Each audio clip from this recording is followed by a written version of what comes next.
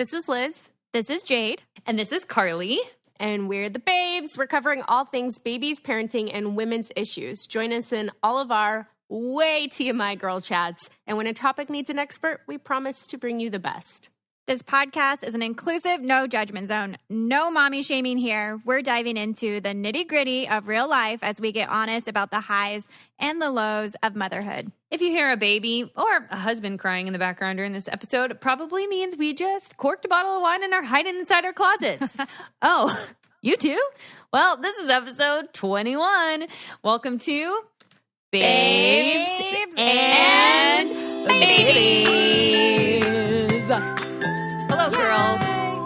Hi. I'm so excited about our guest that we have on today. Oh my gosh, so am I. It's one of Jade and my dear friends, Whitney Bischoff, now Whitney Bischoff Angel. She was on our season of The Bachelor and won Chris Soules' heart, and then they broke up, and thank God, because now she's with the best guy ever, Ricky, who I am obsessed with and love. I love Ricky. He is so cool. Hi, Ricky, if you are listening. We love you. We love you. And we are talking to her about egg freezing, and she works for a company called Ova, and that's actually where I froze my eggs. And we're just going to ask her all of the questions about fertility and egg freezing and all of the things. All of that. All of that. Yes. So, speaking of fertility, one of the questions that we got asked in our Facebook group this week, Carly, was gender swaying. Did you? Well, no, because you and Evan had a surprise. We had a Bella was the best whoopsie there ever was. Yes. But let's be honest. I mean, you were so glad you had a girl, right? Oh my gosh. I mean, when I felt like she was a girl when she was inside me, but I really did want a girl. I mean, I lived with 4 boys, and there was a lot of testosterone going on in the house. And you have brothers. And I have brothers, and Evan's brother has 2 boys. So I just needed some girl femininity around me, which is great now. Yes. Did you try, Jade? Okay, so I was tracking my ovulation very closely when Tanner and I were trying. So there are days that they say that if you try on those days that you have a better chance of having a boy or a girl. I didn't even know about this, by the way. Yeah. Yes. And so this is when we were in the Bahamas together. Oh, yes. That was fun. I was ovulating. And so Tanner and I were like, we're going to make a baby. Let's try it. And we tried on, so if you try like the day before you're ovulating or something like that, and then wait a day and then try again the next day, you're at the beginning of your ovulation, you're at a higher chance of having a boy. And then if you do it towards the later part of your ovulation, you have a higher chance of having a girl. That's just so because boy swimmers are supposed to be They're sprinters. They're sprinters. Oh. And so they sprint fast, but then they die. Yeah. But the girls are like long distance runners. They're marathoners. on. Yeah. So they're endurance runners. Yeah, so the girls are endurance, so they can go the whole time. So you're supposed to try to go at the very beginning, so the boys get there fast. They one of those male sperms gets to the egg, and it becomes fertilized. But so Tanner and we tried for a boy, and he even made me do a headstand. I remember this. You on remember the bed. that too. Yeah, he held me held me. Oh my gosh. Hold my legs up and made me do a headstand on the bed for like 10 minutes afterwards each time. And That is you guys, funny. apparently we were off somehow. Are you bad at math, Jade? No, I'm just kidding. It's actually, but the thing is, it's not guaranteed. It's not you know guaranteed. what I mean? But And obviously, you guys are happy. I think we both needed a girl, but I obviously wanted a girl. Obviously I don't have boys, so I don't know what it's like to be a boy mom yet, but as of right now, I think I would be happy just being a girl mom. Like I could have 3 girls and be like perfectly set, you know, but but like I know some people say with the gender swaying thing, like you need to be happy with whatever you get. Well, obviously you are. It's not like I'd like to return my child. But like I know Vito says, which I'm sure Tanner says too, is like we're going to keep trying till we have a boy. So I'd much rather get a boy. Totally. So at least I'm like, okay, we have a boy, then we don't have to have 12 children. Yeah. That's what my mom did. She's like, we just kept trying until we got a girl.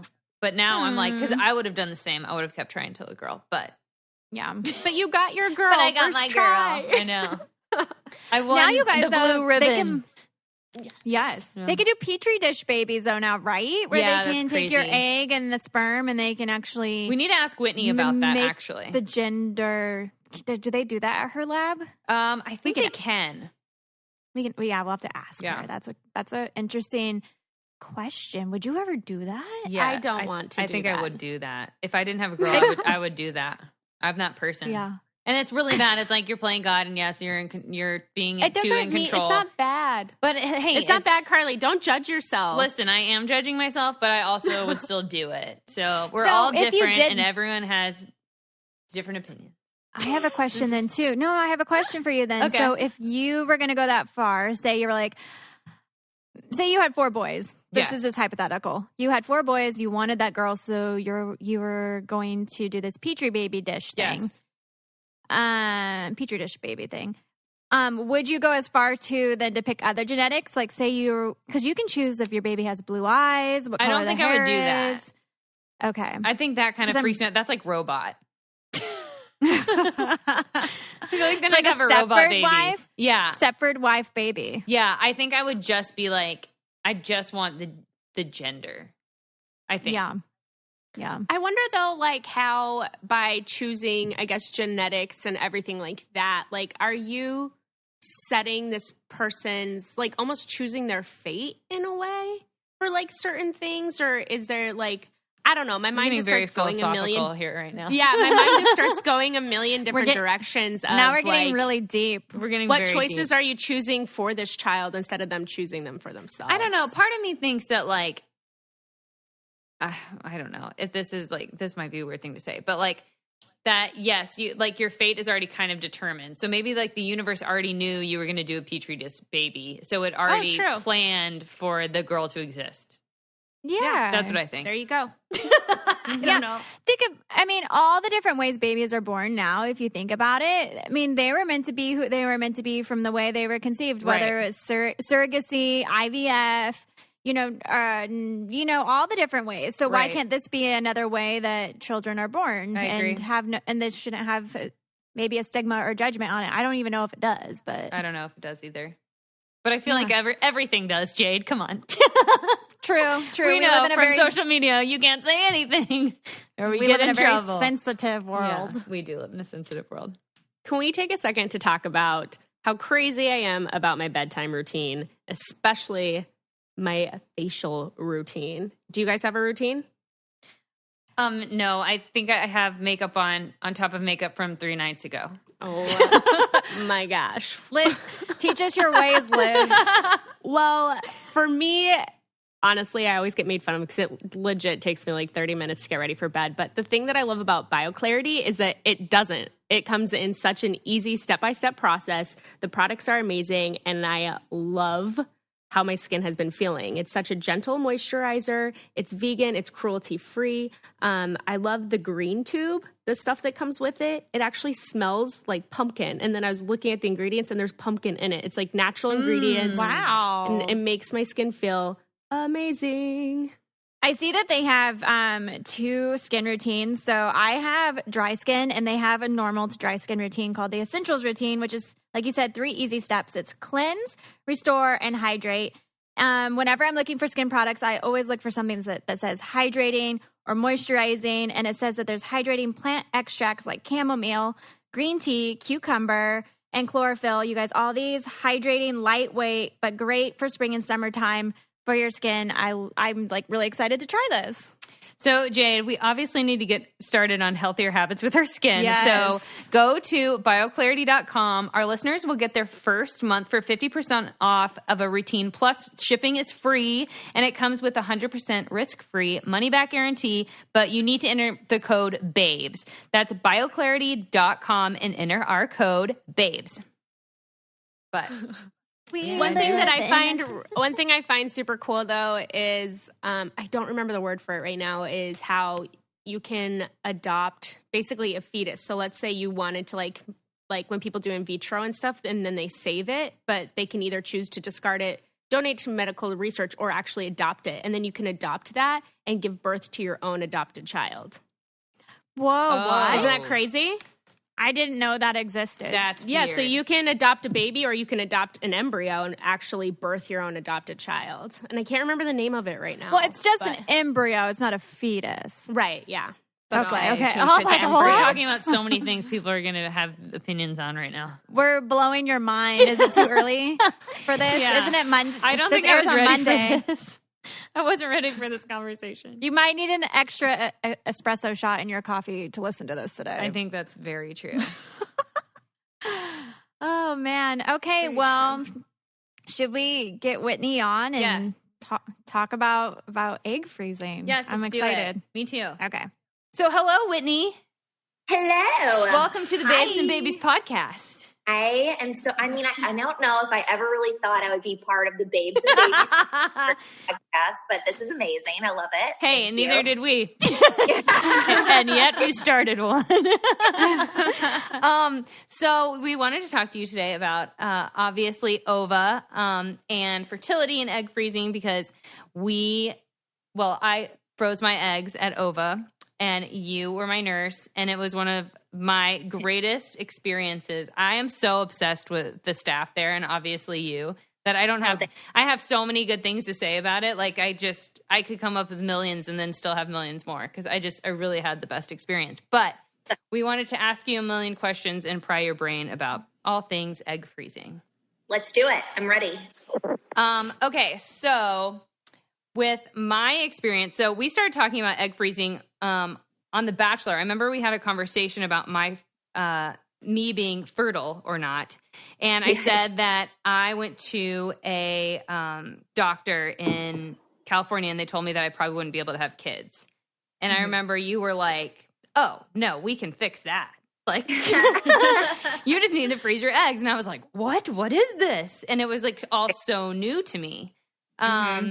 And then I guess, what was that? Like a year afterwards or something, you reached out and you were like, hey, would you want to? Yeah, you had just gotten home from BIP, your first experience on BIP. Blah. Way to bring that up, Whitney. Well, I mean, it was Thanksgiving because you came to Thanksgiving with me and my family. Oh my gosh, that was so fun, by the way. Sweet. Mama. Yeah. So that's when we were chatting over copious amounts of vino. Yes. Before I was going through the process. You're not allowed to do that while freezing your eggs. Really? But so I documented my whole journey with you and from start to finish. And that's still on OVA's website, right? It is. Okay. Yep. So you could go watch that, which is really cool. I was super nervous because I didn't know what to expect because you think, okay, so, the egg freezing process involves shots. So that's what I was really scared about. Yeah, exactly. But I mean, you handled it like a champ, and I think that it was just, you were extremely relatable. People still say to that, I watched Carly on the website, it made me feel so much better because you are so relatable. And people, see you on TV. So to see you in a different side of vulnerability, I think people really enjoyed that. I know I did.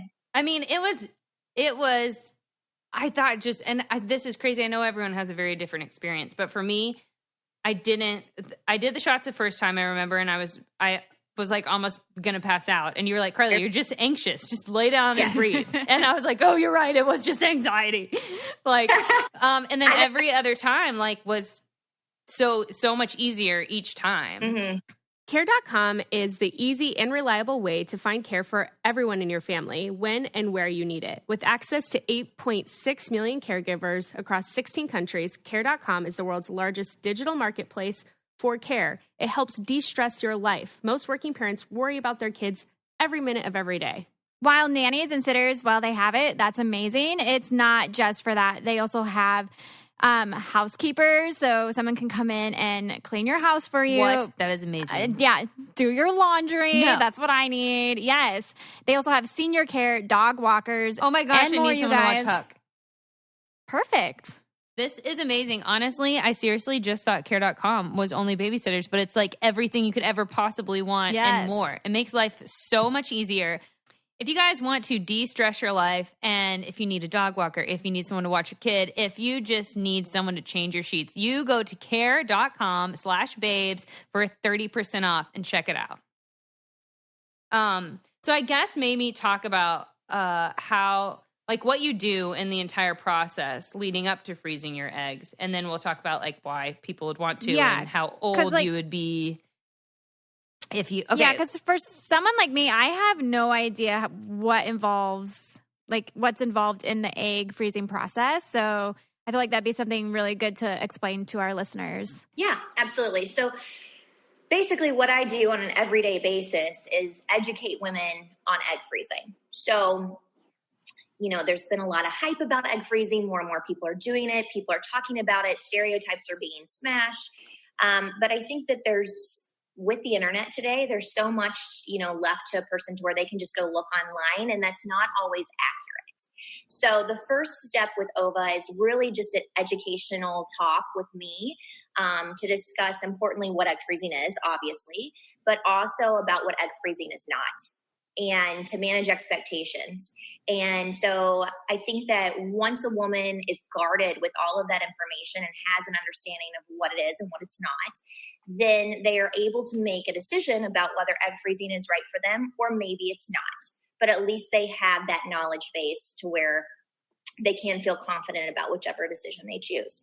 So that's really the first step of what we do at OVA, is talking with them, answering their questions. And so really, I think that just very layman terms of what egg freezing is. And egg freezing is the ability to freeze your fertility in time to where you continue to age chronologically, but your eggs will always stay the quality of whatever age they were when you froze them. So in Carly's instance, Carly, how old were you again? Was I 30? 30. Or 29 or 30, I guess? So unfortunately, you're not 30 anymore. You know what, Whitney? You're right. The way that works, but your eggs are still that quality. So that's what's so appealing to that, is because women are born to have children. Our bodies are made to have kids very, very young, 19, 20. But times have evolved, but our bodies have just not kept up with those times. So we're born of the eggs that we're going to have for our entire life. So men make sperm every 74 days. Women were born with what we got. And essentially, I always tell everyone this when I'm talking to them, especially when they can't see me and they're not in person, is to visualize like a line graph in your head. And the day that you're born, you're at the top here with all of your eggs. And from day one, you start losing them. And you lose hundreds at a time. That's so sad. That's so sad. It is so sad. all my babies. Egg freezing is that you can, you're able to attempt to, halt that.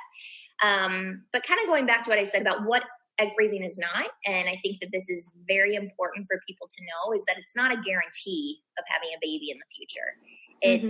It's more of a guarantee than if you did nothing at all and just rolled the dice and hope that everything worked out for you. But it's not 100%. And there's things that you can do to help increase the odds of it working. And that's going to a reputable facility and vetting out the laboratory, freezing them at a young age. We typically recommend between 25 and 35, and freezing enough of them to make it worth your while. So Liz, you still can freeze your eggs then? Whee! Right. I can. Yes. And even if you're over 35, you can still freeze your eggs. But then it's just more about talking, okay, maybe we need to get a little bit more because we know the quality of them is not going to be as high as someone who's 25 or 30, because we know that at 30, your ovarian reserve, which is the quality and quantity of your eggs, takes a steep hit. And at 35, it takes the steepest hit. And then it just continues to plummet from that point forward. Oh. Yeah. Well, I think like one thing that a lot of women, they don't know that you, like you said, Whitney, that you start losing eggs right away. Like you're born with everything and then you start losing them. But there's so many things too that I think when you're younger too, that you don't think of that affects the health of your eggs, like smoking and taking care of your body and drinking and different things like that. Like that actually decreases your fertility. And I think a lot of women aren't, like those aren't conscious choices that women are making in their 20s, right? So as they get older, like the chances of having a good quality egg, I'm sure, is much harder as well. Correct. Yeah. And smoking's a big one. We tell people that all the time, and people just don't know that. I mean, obviously we smoking's bad for millions of reasons, but people don't really necessarily associate that with egg quality. Right. So interesting. I actually didn't know that either, but I never smoked. So it wasn't a conversation we had to have.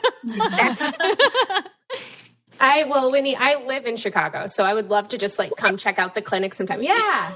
That's when? I moved here in last August. Okay.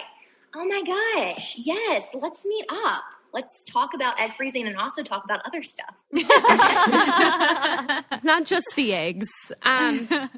Get the bed mattresses dream about, America's most comfortable mattress for a cloud-like experience. We at Nectar believe in love at first night. However, for the cynics out there, we give you 365 nights to discover that happily ever after. And if you aren't 100% happy and riding off into the sunset, we will pick up your mattress for free and you will get a full refund. The Nectar Sleep mattress is 11 inches deep, so yes, bigger is better, and utilizes a unique 5-layer technology that no other mattress on the market has. Nectar, you guys, promises a forever warranty on your mattress. Yes, we do mean forever, as in till death do us part, and then some.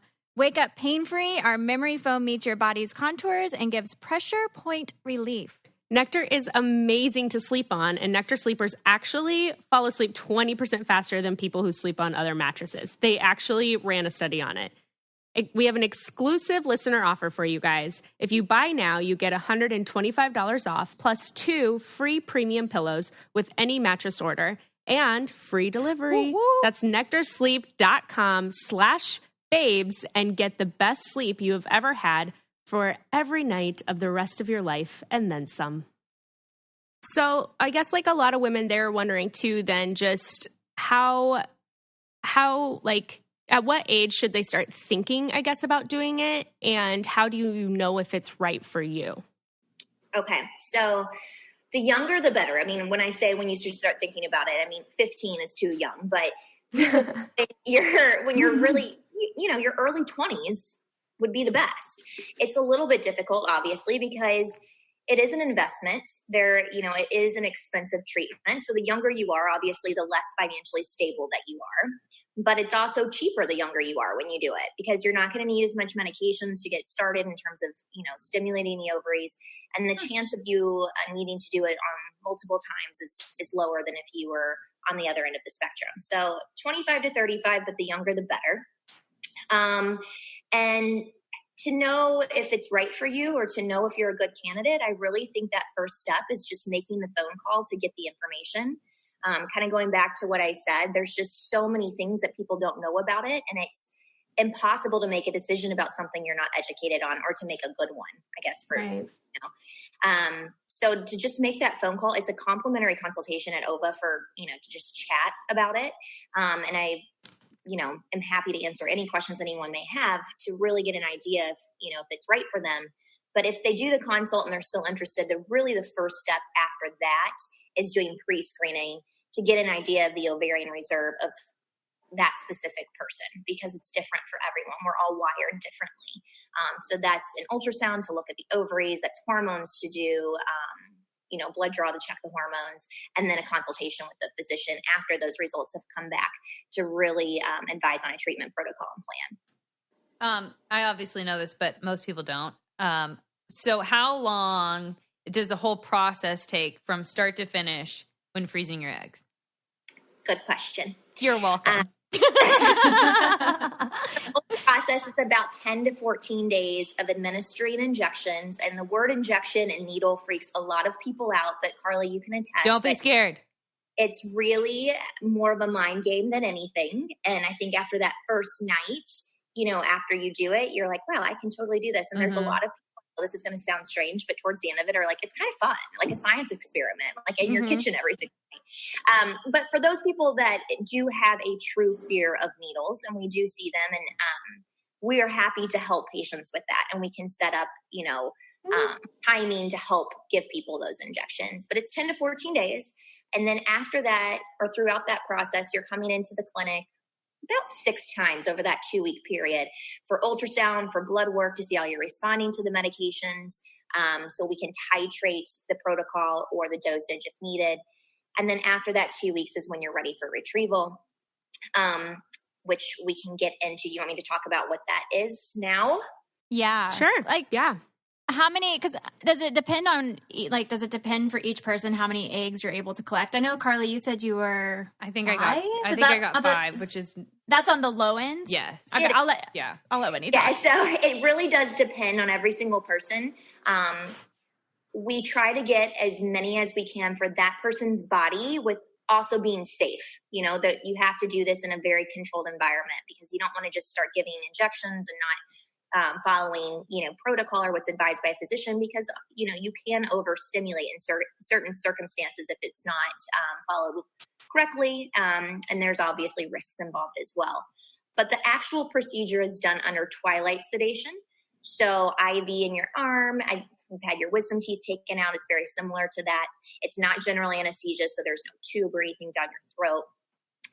It's very, very quick. It's done vaginally, so there's no cuts or incisions. And it's done under ultrasound guidance so that we're able to see the ovaries and the follicles on ultrasound. And then the physician goes in vaginally with a needle, but you don't remember it. You don't feel anything. You remove the fluid in each one of those follicles that's growing on the ovary. That fluid is then goes right into a test tube, and the test tube is handed off to an embryologist in an adjacent room. And then the embryologist is able to look underneath the microscope and to see how many eggs are in the fluid. And so they count them out. So by the time the woman wakes up about 10 or 15 minutes later and recovers and can go home, because it is outpatient, she will know how many eggs we were able to retrieve.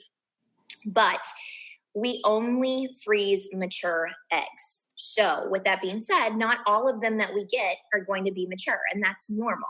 It's very normal for there to be a little bit of an attrition or cutoff. And so the next day we're able to tell the women, okay, out of X amount that we got, we were able to freeze this many.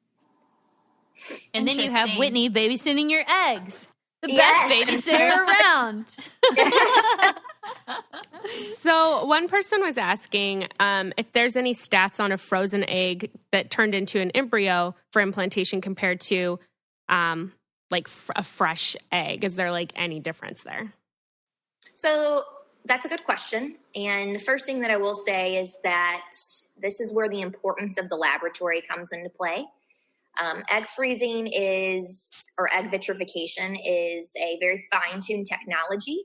It's something that is somewhat still in its infancy. And so embryologists and physicians really need to have a lot of practice and experience in it to be able to do it well. And just because a physician can, have great success with IVF doesn't always mean that they're going to have great success with egg freezing. So number one, it's really, really important to ask the right questions when you're or if you're thinking about this. And that really starts with the laboratory. There's always a risk when you freeze any sort of specimen. Okay. So because, it really depends on the quality of the egg. So, and if it wasn't frozen appropriately, or if it wasn't frozen through vitrification, there's so many different factors in that question. So I don't want to say absolutely there's no, difference at all, but in our laboratory, we have a 99% fall rate. So exceptional. So I can really only speak for us and our statistics and not as those stats as a whole, unfortunately. So if you do it, just go see Whitney. Also, in Chicago. I just want to add, Whitney's the best ever because there is this one shot that you get at the end called the trigger shot. And that doesn't sound what fun. Does it do? Remind me what it does. It forces you to ovulate. Okay, so it forces you to ovulate. And I was very nervous about this trigger shot. It goes in your butt. And Whitney's like, okay, are you ready? And I'm like, yeah. And then she was done. And I was like, wait, what? I didn't feel this thing at all. I was like, this is the best shot I've ever gotten. And there's video of that on. There is. Whitney's the best. I gotta watch this. It was a great experience. Okay, wait, hold on. I had another question. Oh, okay. So, Whitney, let's say I can't get pregnant again. And I wanted to use my eggs. do you take my eggs and put them with Evan's sperm and put them back into me? Or would I have to go somewhere else for that? How does all that work if someone freezes their eggs? Yes, it's the same facility, the same laboratory. So the good thing about that is we wouldn't need to ship them anywhere. We see a lot of patients, like Carly, that come from out of state. And that is a question that a lot of times they'll ask, if and when I need to use these eggs, could I ship them to wherever I am? And the answer is yes, but I say that cautiously because I don't recommend it.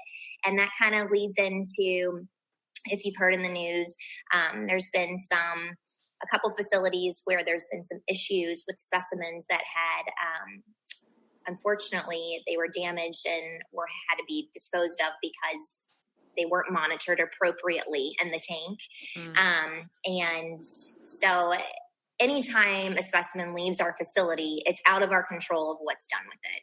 As much as we want to say, this, it's going to be fine shipping it to XYZ. And a lot of times it is, and it is okay. There's always that risk once it leaves, and it's not nice to, not have control of that anymore.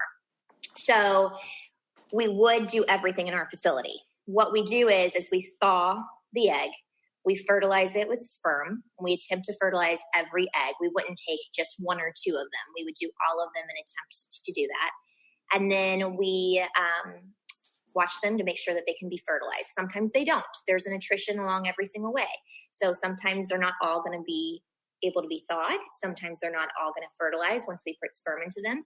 Sometimes once they're fertilized, they don't always grow to what we call a blastocyst or a day 6 embryo. And then they have to be chromosomally normal. So there's a lot of steps along the way, but we do all of that in our facility. And then once they are fertilized, you do have the option, if you want to do genetic testing on the embryo, to see if there is any sort of chromosomal abnormality. And we do that in our facility as well. I think that's so cool that there's just science out there that women are able to do this nowadays. Amazing. It's amazing. I know. I'm just so used to it because I talk about it every day. But I'm sure when I listen to this podcast, I'm going to be like, wow. How do you know? Also, you're really good at talking about it, by the way. You are. You're really good. Yeah. So I guess that's what, the job I work in, since I do this every day. I'm glad I'm good at it. Yeah. I have a question. Do you remember when we talked about this the first time in the OVA facility? And we had a few too many cocktails the night before. The night before. I was the night before. Yeah. Oh, yeah. And we had a very interesting conversation because we both were like, what? Whitney and I like to drink wine together. Wine. A lot of wine. A lot of wine. Some things will. And I know that's one reason people who like wine say, oh my gosh, well, I don't want to give up wine for this. But it's 2 weeks. If you guys can't give up wine for 2 weeks, then you do maybe have a problem. Well, why are you doing this? Because being pregnant is going to be real tough. It's going to be really, really tough. And I mean, you have to think of the end goal too, I mean, the end goal of this is you get to freeze your eggs. So a 2-week period in your entire lifespan, that is nothing, So if you can just focus on that too. Having a glass of wine during stimulation, it's totally fine. That's not going to make or break you. It's, but a lot of people, when they're going through the process, you're putting so much into this, right? You're putting time, emotion, money, and your future. And so it's, you want to make sure, that you're doing it and doing it correctly and treating your body well, kind of. Right. I want to ask you a question going back to once you guys fertilize the eggs with sperm. We were talking earlier about gender swaying. Is that something you guys do with gender? Do you pick that? Can you pick that out in your lab if someone's like, I want to have a girl because this may be my only chance to have a baby, and if I had my choice, I'd pick a girl. Do you guys do that? So we call that family balancing. And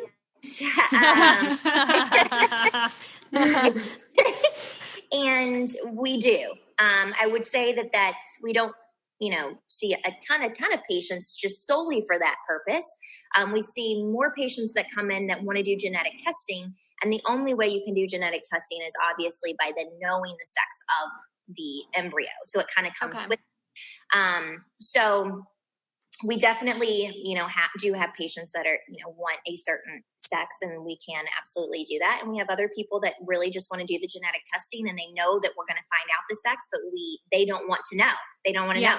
Mm-hmm. But in the chart, that this person, doesn't want to know. When I first started in the field, we used to do inseminations, and if somebody was like, I really want a boy or I really want a girl, we would what we called spin the sperm. And certain sperm would go to the bottom, certain would go to the top. And it was like this theory that the girl's sperm would be here, the guy's sperm would be here. Crazy. Wow. But we don't do that anymore because you guessed it, it really wasn't that accurate. I mean, it worked a lot of times, but not always. So if you were coming solely just to have a boy or a girl and you were doing that, that's probably not the best way to do it. So yeah, we only do it through genetic testing now.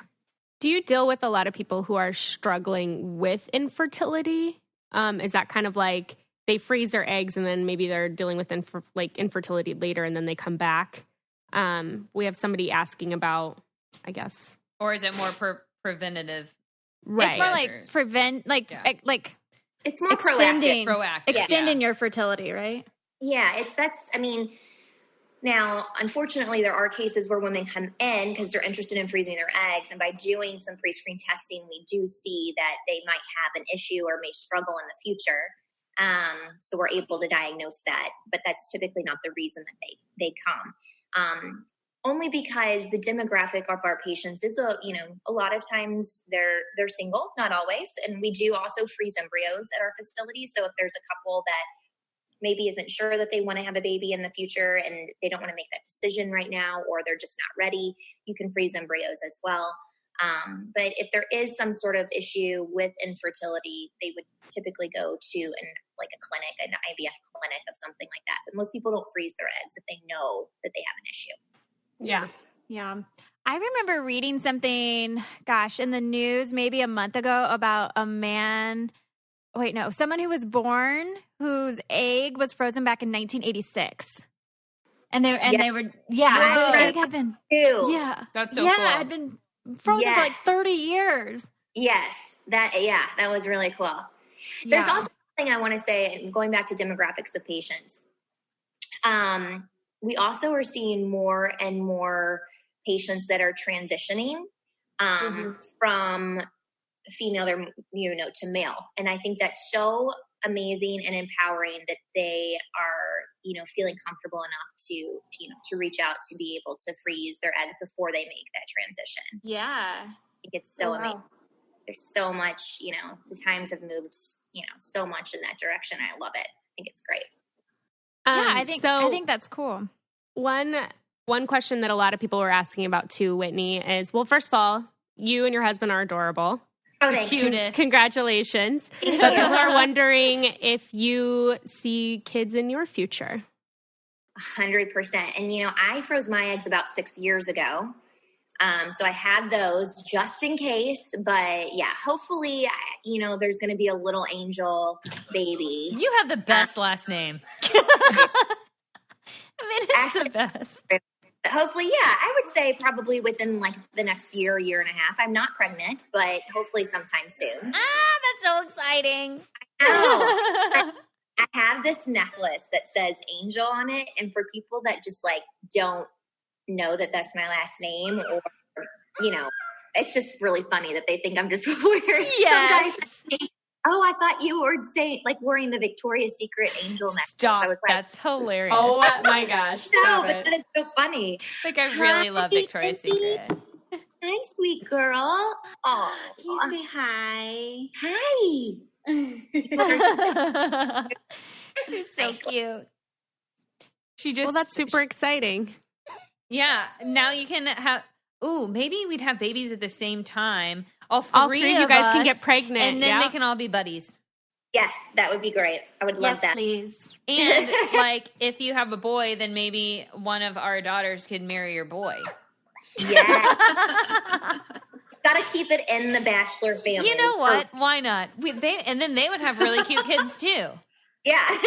We're winning. We're winning at life here, you guys. Oh my gosh. Thank you so much for coming on, Whitney. If people want to hear if people like want to know more about you or your clinic, how is the best way to find that information out? So our website is ovaeggfreezing.com. We are also on Instagram and Twitter. And I believe our Instagram is ovaeggfreezing. And if you care to know about me, I don't really post that much on online much anymore, post any pictures. But every once in a while, I'm taking a picture of Ricky and I. But it's WhitB624. Yay! Gosh, I'm like staring at you. I'm like, I don't want you to go away because I miss you. I know. Well, I know, but I'm coming to Nashville sometimes. Good. Okay, good. Chatting last night with Caitlin about that. So I need to come meet Bella. Oh my gosh, yes. I can't wait. Yes. But we also need a girls' night, so I'll have Evan watch Bella so we can drink wine. And then Liz, yes, you have to come see us in Chicago. I will for sure. I'll get your information from one of the girls. Please. Yeah, I would absolutely love it. I mean, also outside of talking about egg freezing, I would love to grab a drink. Yeah, me too. I always tell them how I don't really have friends here. No. It's so hard when you get older to like meet friends, and I'm just in this like boring stage. I don't really like to go out that much. I'd rather like cook at home. You know what I mean? Like, so. Where do you live? In Wicker Park. That's so close to me. Okay, yeah, we'll have to meet up. We're recording, by the way. I'm so jealous. Well, thank you for coming on, Whitney. Thank you, Whitney. Bye, guys. Bye. Bye. Love ya. Love you. Bye. All right. Thank you, babes, for listening to this week's episode. If you want to head over to our Facebook group, Babes and Babies, we're going to continue the conversation. Also, add us on Instagram. We now have an Instagram account where we are going to be doing an awesome giveaway soon. So you better follow us. And don't forget to subscribe to the Babes and Babies podcast and tune in next week because we'll be talking about amazing things as per usual. And seriously, remember, you're doing great. You are enough. And if you feel like you're going crazy, you're probably doing it right. See you next week. Bye. Bye.